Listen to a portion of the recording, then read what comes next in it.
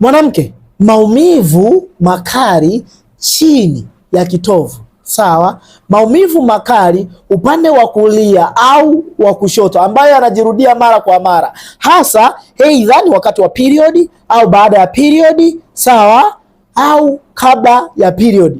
Ingawa wengine wanaweza yakapata hata wakati wanaposhiriki tendo la ndoa au baada ya tendo la ndoa. Hii inaimaanisha kwamba una changamoto kwenye mfumo wako wa uzazi. Hii inaweza ikawa ni changamoto ya fibroids, yani uvimbe, au inaweza ikawa ni changamoto ya ovarian cyst, yani vimbe maji kwenye ovari ya kulia au ya kushoto.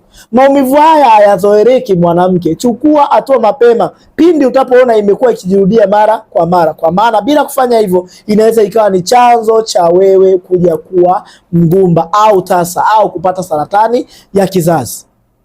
Nipo kwa ajili ya kukusaidia. Usiache kufollow, kulike na kushare kwa watu ambao unahisi wana uhitaji wa elimu hii. Kumbuka, Dr. Seif nipo kwa ajili yako.